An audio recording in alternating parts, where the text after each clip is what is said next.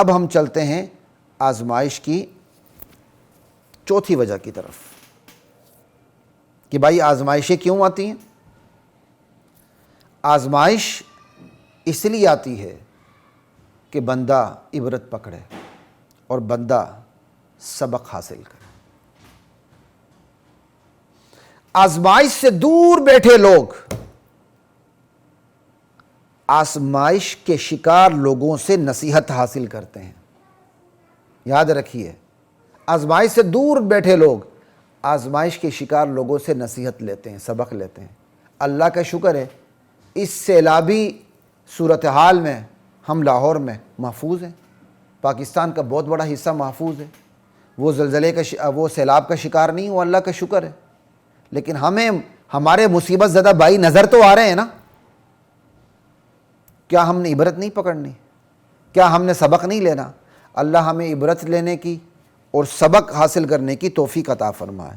تو آزمائشیں اس لیے بھی ہوتی ہیں کہ آزمائش سے بچے لوگ آزمائش کے شکار لوگوں سے سبق حاصل کریں کہ اب یہ کرنا ہے، یہ نہیں کرنا، بہت ہوگی خدا کی نافرمانی، اب یہ کرنا ہے، یہ نہیں کرنا ہے، یوں کرنا ہے، یوں نہیں کرنا۔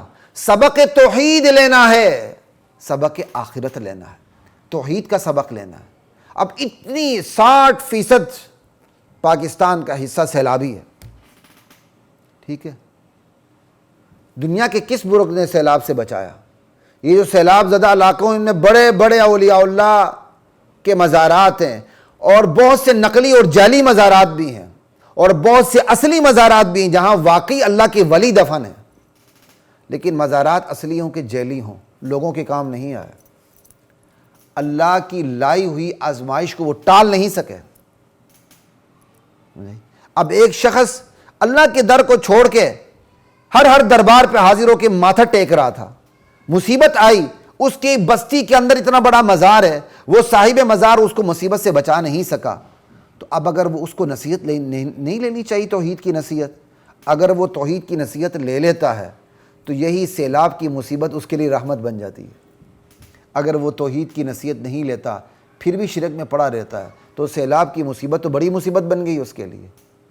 تو دراصل آزمائشیں کس کے لیے ہوتی ہیں؟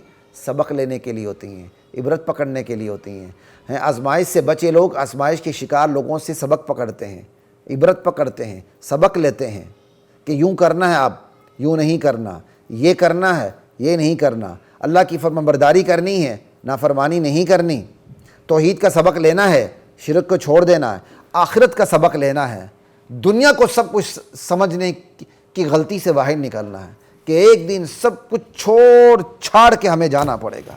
تو یہ جناب آزمائشیں اس لیے بھی ہوتی ہیں۔